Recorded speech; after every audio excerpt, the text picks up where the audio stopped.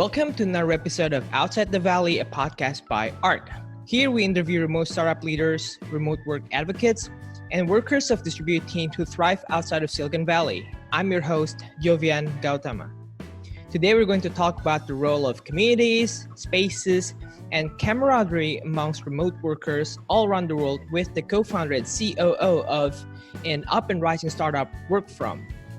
Workfrom itself is a platform connecting professionals to real-world spaces and virtual offices where they can be productive outside the home or office, basically like third space. They're also the world's largest search engine for workable spaces and community of mobile workers.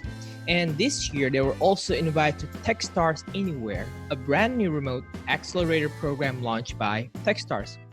Super excited to have our guest here today, Brooke Hurford. Brooke, thanks for being here. Thank you so much for having me. I'm excited. Yeah, super excited to talk about you because the topic around community and remote workers interact with each other is something that I'm always interested in. So I'd love to chat. So before we start the whole thing, I'd love to chat a bit about yourself and how you joined and founded Workfrom.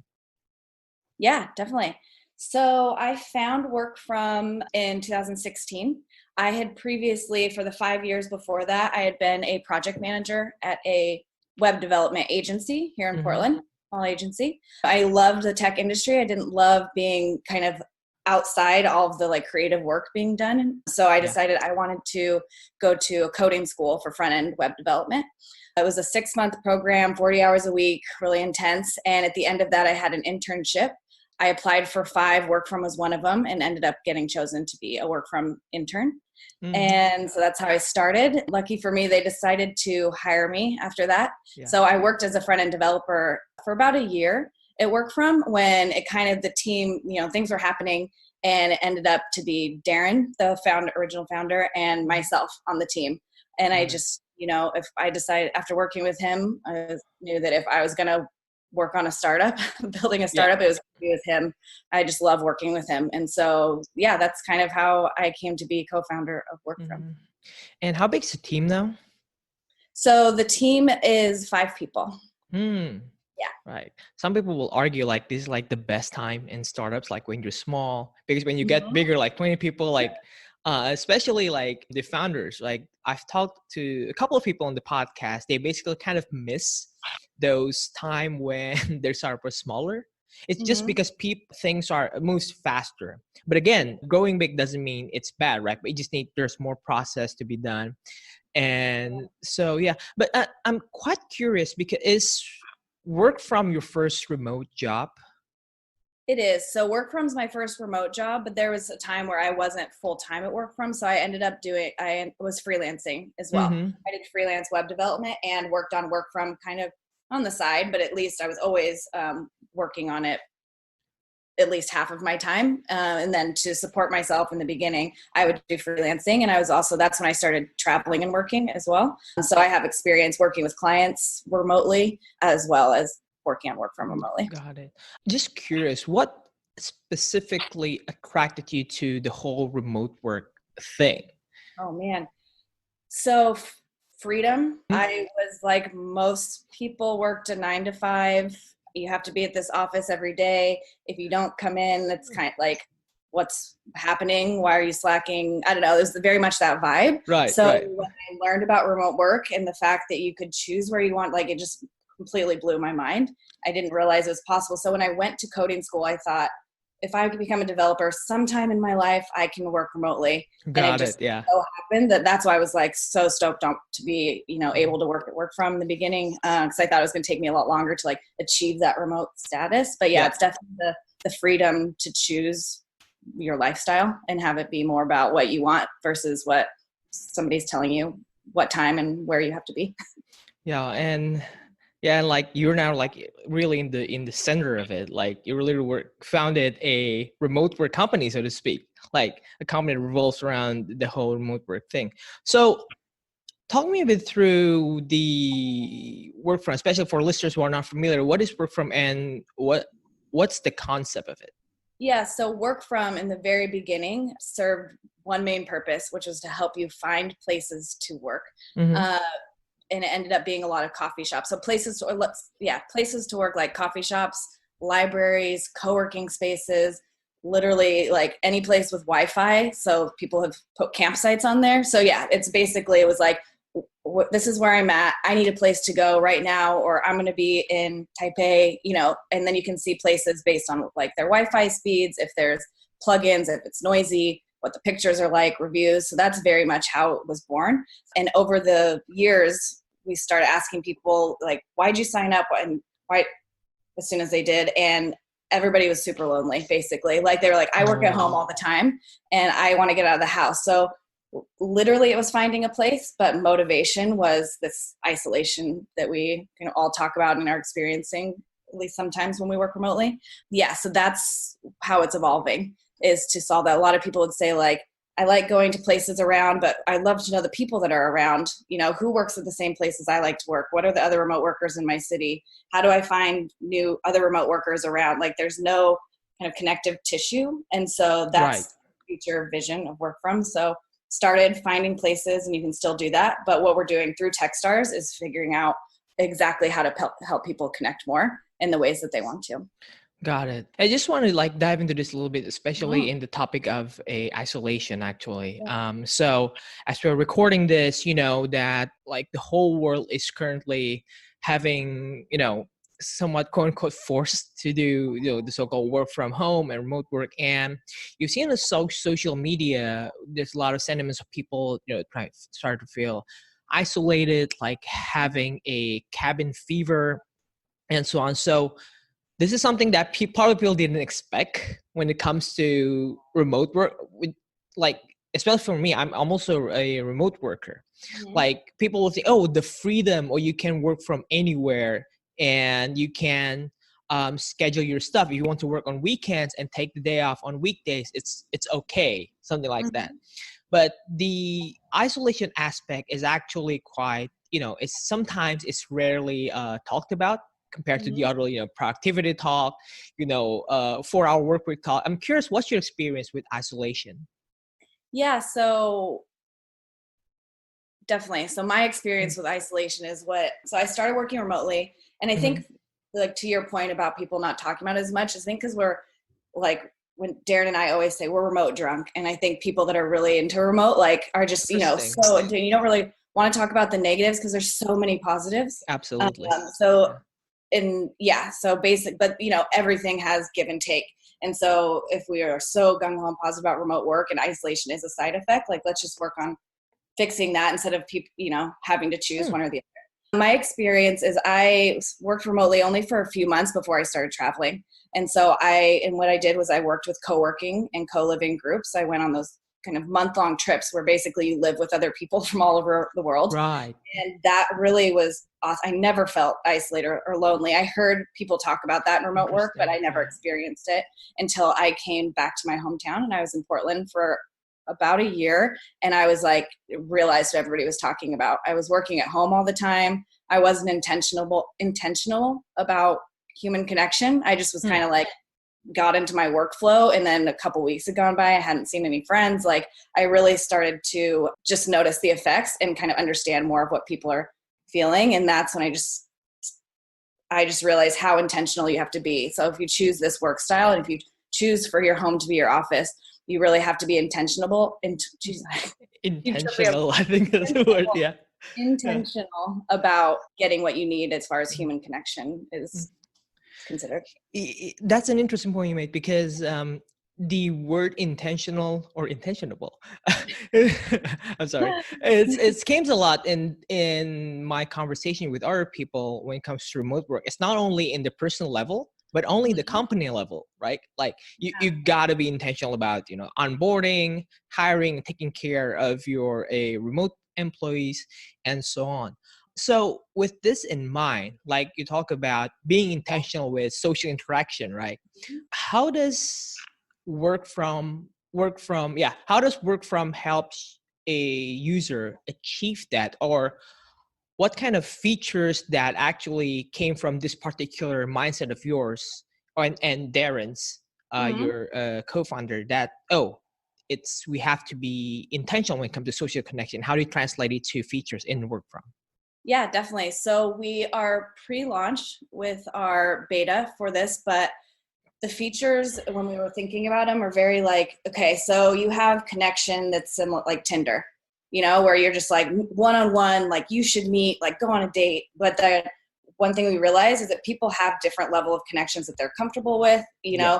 Some people like, say, a Slack community. You just like to observe. You're interested in what's going on. You don't necessarily want to like, you're not the extrovert that's going to be, just jumping in right away. So I think that's a big thing is like what we're launching, we're trying to have different features where you can choose the level of connection you want, anywhere from being an observer to straight up one-on-one connection. And that's kind of how I think about it. It's like the layers of people to be able to choose what they want because, everybody's different, but giving everyone the opportunity to feel connected and whatever that means to them. Yeah. I think it's really I think a lot of my take on this is also like, or my hypothesis on this, like a lot of like online communities also thrive because of this particular need, right? It's not necessarily about, remote workers community, but just other communities like Facebook groups or even familiar with indie hackers, lots of entrepreneurs. I think they just try to find some connections online, just like Tinder that you say about talk about it. But yeah, I think it's a very basic human need. It definitely is. It's like we're all humans. Like it's different now. The world is shifting. We're on our computers. It's text based. It's now it's exciting to see everybody so quick and ready to jump on video call because I think that is like so important. And I'm sure you've experienced this on a remote team. Yeah. Like everybody, you have to be on video call so you can kind of feel that. Yeah, but I think just that human part of it, and that even though it's like these online communities of typing and chatting, we're all humans behind the computer. Got it. So bringing that out. You mentioned you've been joining Workfrom since 2016, right? Mm-hmm. You've been working. In these 4 years, is there anything that you've learned in regards to remote work that kind of changed your perspective on it? Like before you start working Workfrom, it was like that, but now it was different. Yeah, so I think the biggest thing is that remote work is not any one thing. I think when I was excited about it, for me, it was the whole digital nomad thing. Absolutely. I was like, I'm going to be a remote worker. I'm going to travel every month. I'm going to, and I thought Workfrom, cool. It's this huge community of digital nomads and travelers. And one thing I learned, like, that's not our community. Our community is 80% at least employees of remote companies that live in their home city, that work at home at least 3 to 4 days a week, so it's like, that's one huge thing I learned. And then just talking to all the different people and why remote work is important to them, whether you have kids, whether you have, families, like everybody has different reasons. And I think just learning about all those different aspects has been eye-opening. And from what I came into it thinking remote work was this one specific thing. And now remote work is being able to design your work in however you want. It's a spectrum, definitely. Yes, very much. Yeah, and I also like your point about digital nomad because I think for companies that are not familiar with remote work, that's their very first stereotypical idea of a remote worker. You're working from the beach, like the beach doesn't have Wi-Fi. Like, so that was kind of like, actually our founder Wei Ting also wrote about this on Forbes. Basically, like not every remote workers are digital nomads, right? So this, and I think I forgot who said it. I think someone said on Twitter, like it's probably like digital stay mats. Like even if they move, they'll probably be in Mexico for 3 months or be in Korea for 3 months.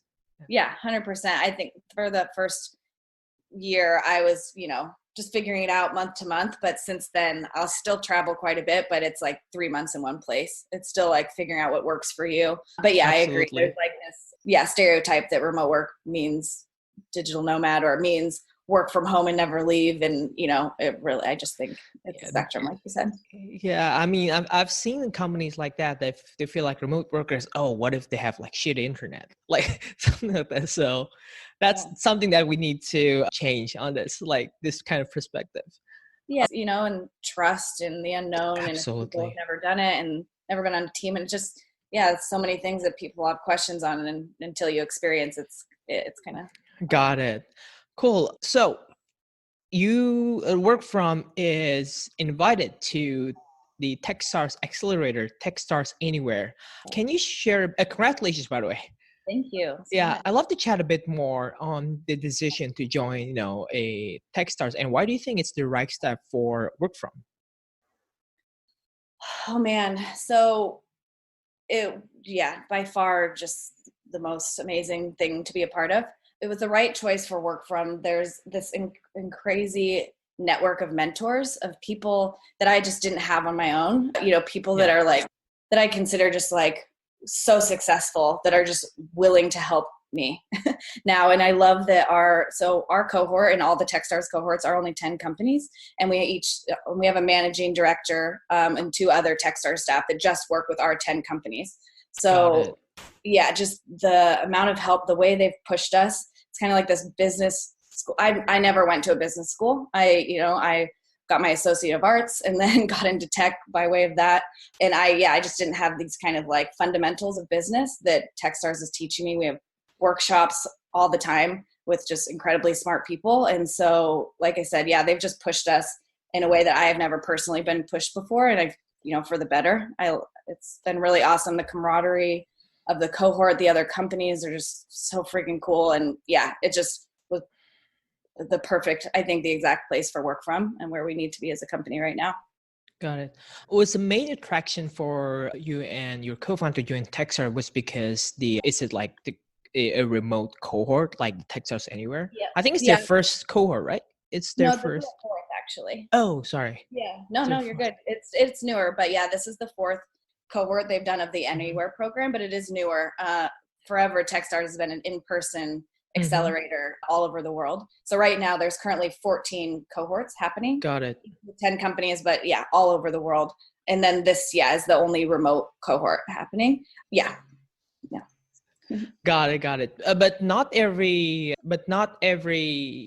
companies join are related to remote work, right? It's basically just the fact that you don't have an office, so to speak.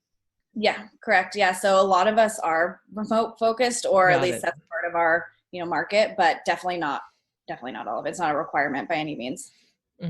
Got it. So the Techstars Accelerator itself is basically just like just normal accelerator, but everything is done remotely. Is that correct? I think I've never been through another accelerator. Okay. So yeah. I know. Yeah. Do you can you share a bit more about how does it work, especially when remotely? So because actually, ARC is affiliated with a Code Mentor, which is also a company that our founder founded, which is still exists, not as founded. We kind of like work together. We share the same office right now. And Code Mentor is a Techstars Seattle graduate. Right. Oh, nice. And yes, so it's interesting. Like the big, actually, it's like you mentioned, like one of the biggest thing about Techstars is the mentorship part of it, right? Mm-hmm. And which is, you gotta hang out with these great mentors, and then you can hang out with like-minded people on the same cohort. And that's the biggest value. So I'm just curious if you can share a bit, right? In the Techstars, because in remote, like you mentioned, back to the intentionality of this stuff, right? While in your co-located accelerator, you can just hang out, like at lunch, you talk and you just start talking shop.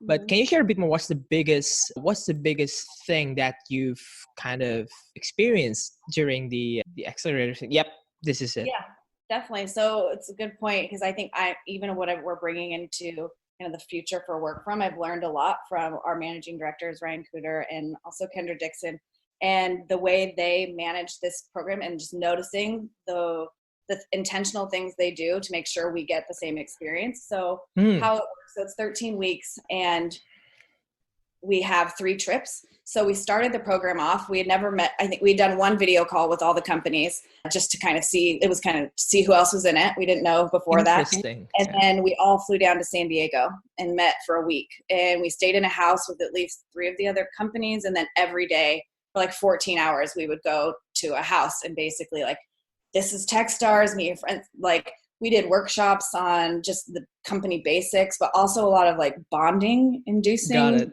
workshops. Like, walk-in talks with each other, and just they did founder stories where they sit and tell us their personal stories and are super vulnerable, and just make it a space for us all to like kind of put those walls down you have when you're just meeting a bunch of new people. And so coming out of that week was like, I've got like a bunch of homies now. Like I just felt very everybody. It was like, we're voice messaging each other, we're Slack, like they did a great job of like making it a space to like start off and be like, okay, now we're all in this together. Like there's, basically that we're in this together. So then we come to our, our respective homes, and we started doing a bunch of workshops. So we do those all online there. We are always asking each other how we feel. Like it's just, it's a very open communicating environment. And then as far as the process from there, we did for mentors, I think a cool thing that I didn't know before was we did 2 weeks of mentor madness. So for over a 2-week period, we had 80 meetings with all these different mentors, 20 minutes where we pitch and talk to them. And then at the end, we picked 3 mentors that we meet with weekly for the rest of the program. And then also you can really reach out to any of the mentors at any time. But that was kind of the process for picking like who you vibed with, who was helpful, who got your vision, all that kind of stuff. But yeah, and then we had a second trip in Boulder again, where we all just kind of went, stayed in houses. But yeah, like I said, it's just an environment that they, I think, intentionally create for us all to feel comfortable digitally being friends while we're not all together. God. Yeah. And it's a gigantic task, isn't it? Like in any environment, like to create an environment where we create a remote environment where people kind of like belong in the same, we're in this together vibe. It's really hard, isn't it? Yeah, it is. And you don't really realize it until you see it being done. I'm like, wow, they made me like, they recreated this kind of in-person experience, experience. There are things that you feel only that way, but we're not in person all the time. So yeah. The funny thing you mentioned about the mentor madness thing, I think it's also something that they do in a co-located cohort, but the fact that they can translate it to in a remote setting very smoothly is actually pretty great, right? Yeah, no, it was great. Like, so Darren and I were in the same house, but different rooms. I see. And meet 20 minutes, and you had 5-minute breaks in between. It was just this like fast paced, like, oh my God, they were cool. I'd run down, like, I love them. And he was like, I knew you would. And then, I don't know. So yeah, it was just this like Zoom call to Zoom call, but the experience of it was still like eventful and big. Yeah.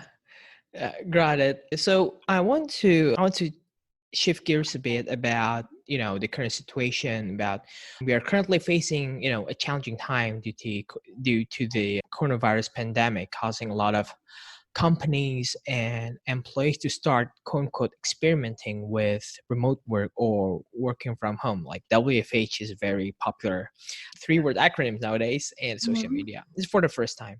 Curious about your take on this. Like, do you think this will make remote work be more popular in the near future, or how do you think it'll impact the dynamic of the remote community, even the work from community?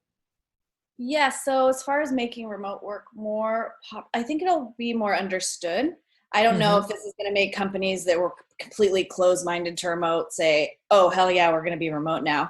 But I think it'll show people the possibilities. Like, maybe not everything has to be in person. Maybe it is okay for people to work from home every once. I think it's just going to open people's eyes a little, like maybe open their minds a bit more than it did. And I think it'll also, I have a friend who works at a finance company, and he was talking about how they're 90% remote already. They were prepared for it.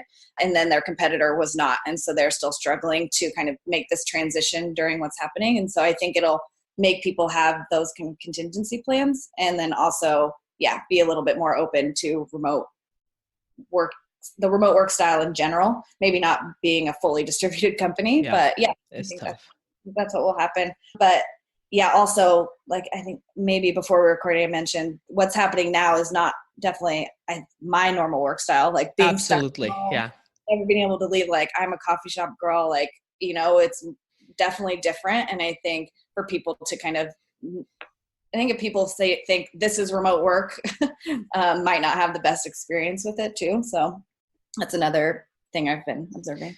Yeah, absolutely. I'm actually similar to you. Like, I'm a coffee shop kind of person. Like, that's my idea of a remote work. It's not confined at home, especially for people with families, right? Because like even for the usual like parents who work from home, they usually work without their kids around because kids are going to school, right? Mhm. But now the kids are home, so that's just like a different level, different kind of remote work. So it's totally, I can see Yeah, your face like very like, oh yeah.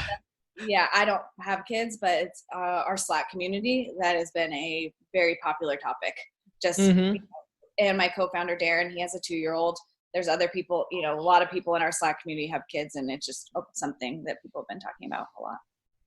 Yeah, it is super hard. I want to talk. So this is something I forgot to ask like before. So it's about the what do you think is Workfrom's role in regards to helping the local economies to thrive? Because people are working from coffee shops, right?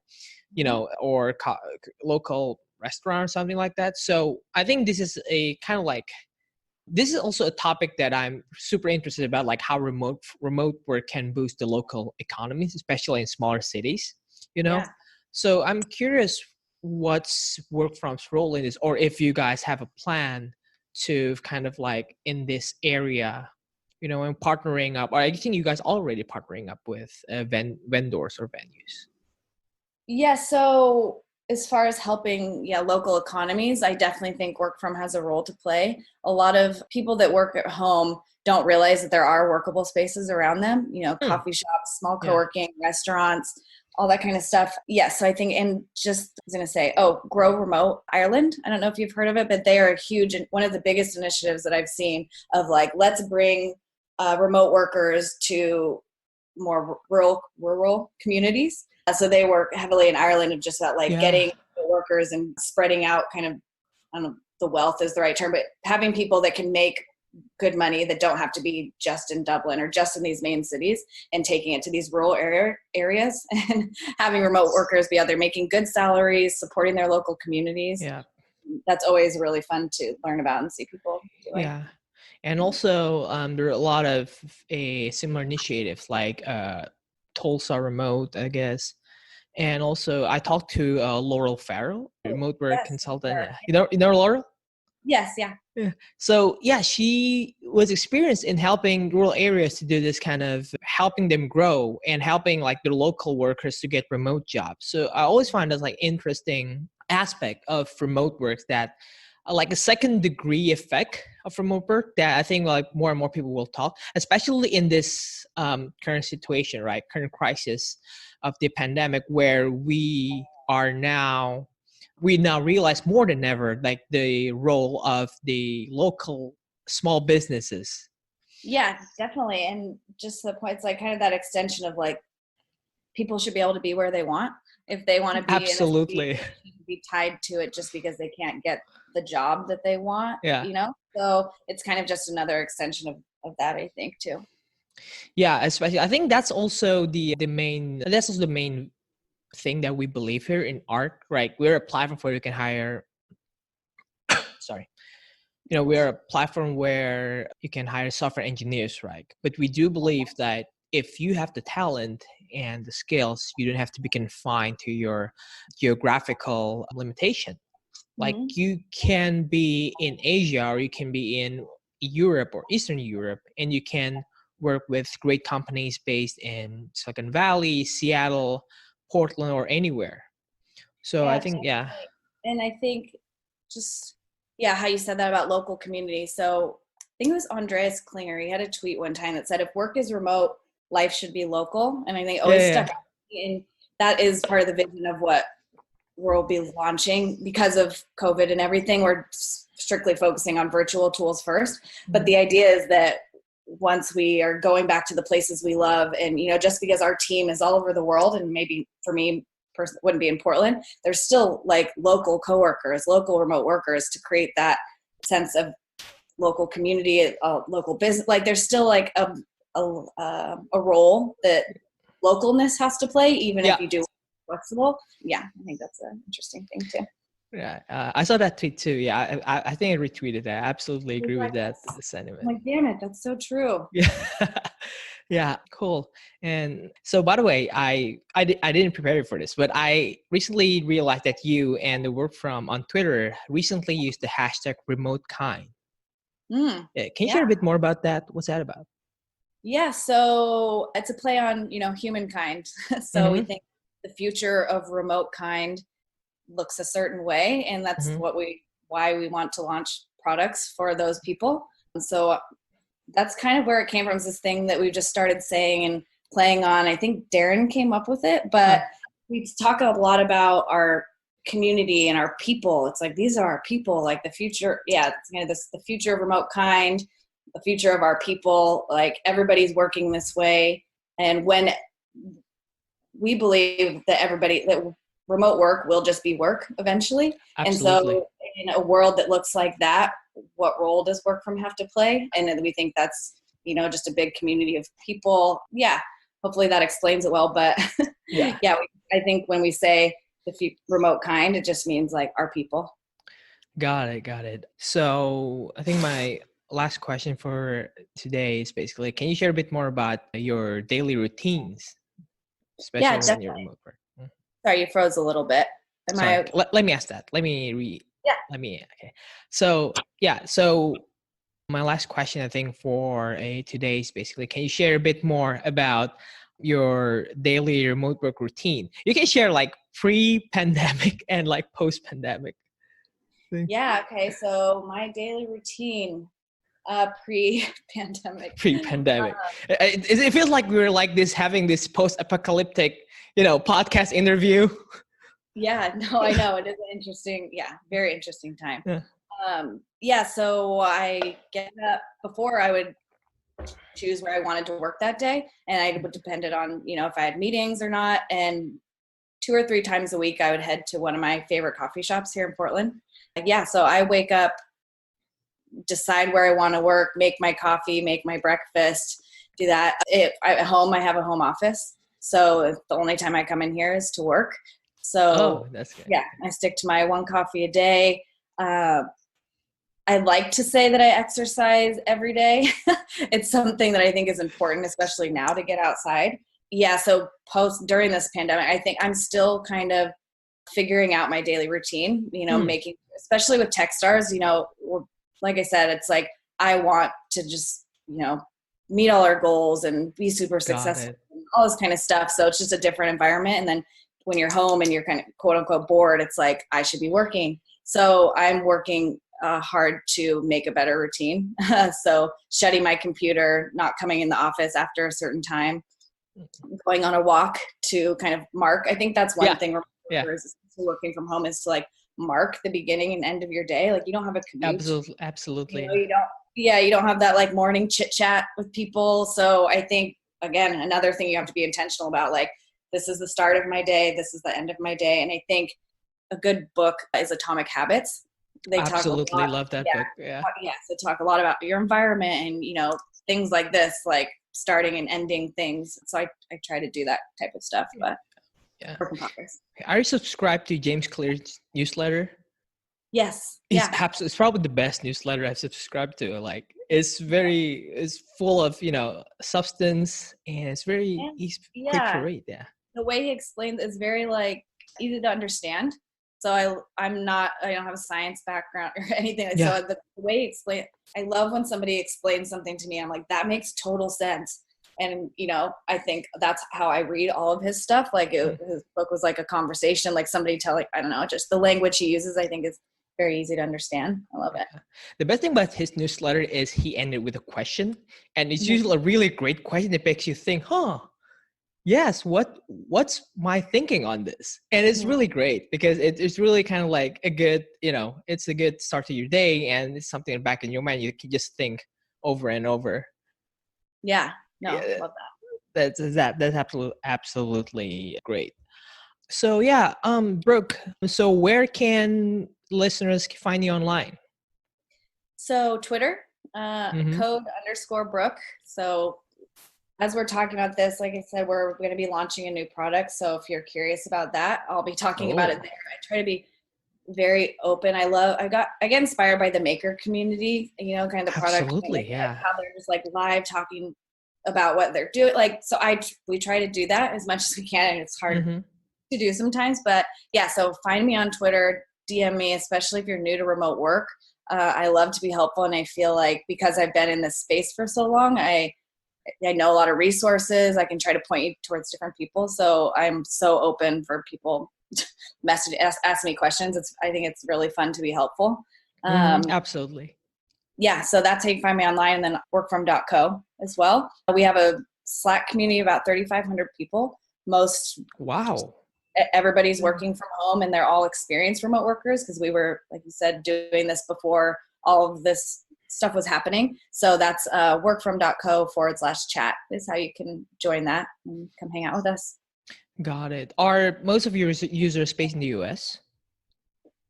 A lot of, yeah, probably most of them, but we do have a lot of international folks as well, especially in the chat. Like when I'm thinking about the people in the Slack community, it doesn't seem weighed super much or super a lot, but yeah, when you look at the data of our members, mostly US probably. Absolutely. Yeah. Yeah. Cool. Yeah. I actually just created a work from account. I think I told you before. And I would love to next time after the whole thing's pandemic blow over, I would love to start adding, great place in Taipei to work from. And Taipei is actually I think it's the best place when it comes to coffee shop. Like great Wi-Fi, great coffee, great food, and you can stay here all day.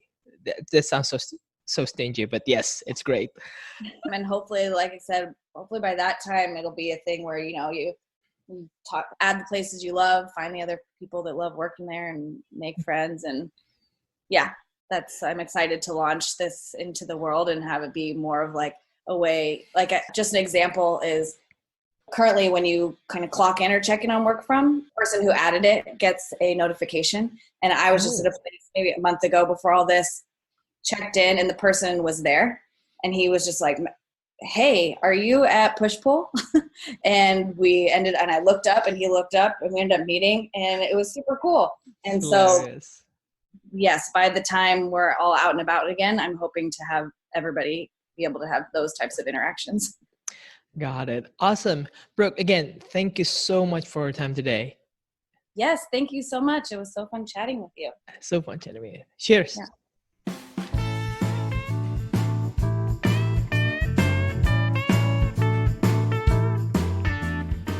And that's it for another episode of Outside the Valley, brought to you by ARC. We created this podcast with the hope that in each episode, you can learn something new from other remote startup people. So if you have any feedback or suggestions, please don't hesitate to reach out to me at jovian@arc.dev. It's JOVIAN@arc.dev. Or you can find us on Twitter at arc.dev. See you next week with another episode of Outside the Valley, and ciao.